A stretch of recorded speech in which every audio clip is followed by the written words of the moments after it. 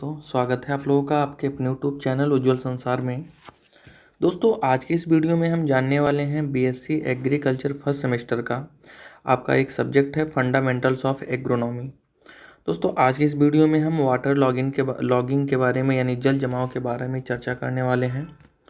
दोस्तों इससे पहले बीएससी एग्रीकल्चर के और जो भी जितने भी सब्जेक्ट्स हैं उन पे ऑलरेडी हमने वीडियो बना दिया है, उनकी लिंक आपको डिस्क्रिप्शन बॉक्स में मिल जाएंगे। और फंडामेंटल्स ऑफ एग्रोनॉमी का और जो टॉपिक है जैसे quality of irrigation scheduling criteria and method, तो आज के इस टॉपिक पे हम बात करने वाले हैं जल जमाव यानी वाटर लॉगिंग के बारे में। और जो भी वीडियो पहले वाले हैं उनको हमने बना दिया है, उस लिंक डिस्क्रिप्शन बॉक्स में है, तो वहाँ से आप लोग उसे देख लीजिएगा।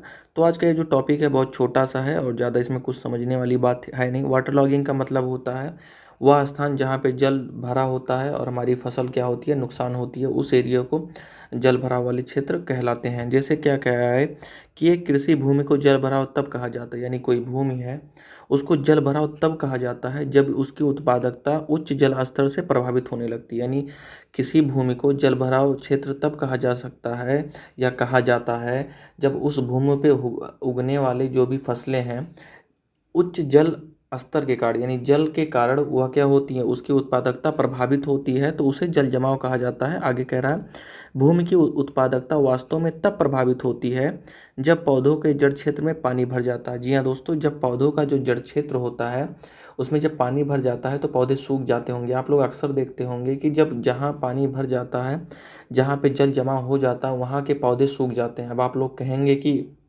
धान का जो पौधा होता है वो नहीं सूखता है, तो आपको हम बता देते हैं कि धान का जो पौधा होता है वह इसलिए नहीं सूखता है क्योंकि धान में एक ऊतक पाया जाता है जिसे एरेनकाइमा ऊतक कहते हैं, जो कि उसके जो भी क्या बोलते हैं उसको तना खोखला होता है जो कि एरेनकाइमन ऊतक के कारण होता है और वह ऑक्सीजन का क्या करता है संवहन करता है। इसी के कारण ये जो पौधे होते हैं नहीं सूखते, लेकिन सभी पौधों में यह गुण नहीं पाया जाता। इसलिए कहा है कि जब पौधों के जड़ क्षेत्र में पानी भर जाता है और फसल वायु विहीन होकर नष्ट हो जाती है और पैदावार में कमी आ जाती है तो उसे हम क्या कहते हैं जल भराव क्षेत्र कहते हैं। वहाँ की उत्पादकता उच्च जल स्तर के कारण क्या होती है प्रभावित होने लगती है।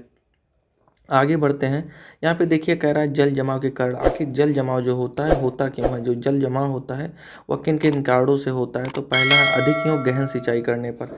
जब आप ज़्यादा मात्रा में सिंचाई कर देते हैं तो जहाँ की भूमि ढालू होती है या नीच होती है या गहरी होती है वहाँ पे जल क्या होता है लग जाता है, पानी अधिक मात्रा में इकट्ठा हो जाता है और वहाँ पे क्या होता है कि वहाँ के जो पौधे होते हैं प्रभावित होने लगते हैं उच्च जल स्तर के कारण।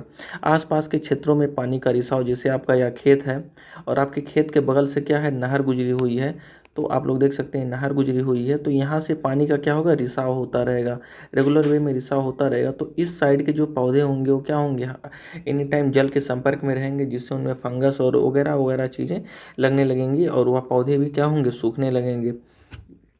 सेम वही चीज़ें कह रहा है कि नहरों जलाशयों के माध्यम में पानी का रिसाव, सेम चीज़ें बोल रहा है। अगला है प्राकृतिक जल निकासी का अभाव। आप लोग अक्सर आप लोग देखते होंगे कि गांव में सारी चीज़ें क्या होते हैं लोग कब्जा कर रहे हैं तो जो जल है वह निकल नहीं पा रहा है। या खेतों में आप लोग देखते होंगे कि ज़रा सा भी बारिश होता होगा तो आपके शहर में आपके गाँव में पानी भर जाता होगा। क्यों? क्योंकि आजकल लोग नालियाँ वगैरह बंद करने लगे हैं। तो यही सेम चीज़ें हैं कि बारिश होता है तो खेत में क्या होता है पानी जमा होने लगता है जिससे हमारी फसल क्या होती है नुकसान होने लगती है। अगला है अत्यधिक उच्च वर्षा। अब भाई वर्षा जब ज़्यादा अधिक मात्रा में होगी तो हमारे जो फसल है वहाँ जल जमाव तो होगा ही और उस पर क्या होगा हमारी फसल का जो यील्ड है यानी जो उपज है वो क्या होगा कम होगा। वही चीज़ है जल जमाव के कारण थे, अभी जल जमाव के निवारण यानी जल जमाव के उपाय कौन कौन से हैं, आखिर जल जमाव को हम कैसे कम कर सकते हैं। तो अगला है नहरों और जलमार्गों की लाइन बना के। जी हाँ दोस्तों, इजी वे में है, कोई बस समझाने वाली बात नहीं है। सिंचाई की सघनता में कमी, सिंचाई हमें लिमिट मात्रा में करनी चाहिए, पौधों को जितनी सिंचाई की आवश्यकता होती है उतनी ही करनी चाहिए। पानी का इष्टतम प्रयोग करना चाहिए, रिसाव के पानी को रोकने का उपाय करना चाहिए, बेहतर प्राकृतिक जल निकासी करना चाहिए। तो बेसिक चीज़ें आप लोग इन्हें समझ सकते हैं। अब दोस्तों अगर आप लोग वीड इम्पॉर्टेंस क्लासिफिकेशन और वो सारी चीज़ों के बारे में देखना चाहते हैं तो डिस्क्रिप्शन बॉक्स में लिंक है, आप लोग जाके वहाँ से उसे देख सकते हैं। तो मिलते हैं अपने नेक्स्ट वीडियो में, तब तक के लिए जय हिंद, वंदे मातरम।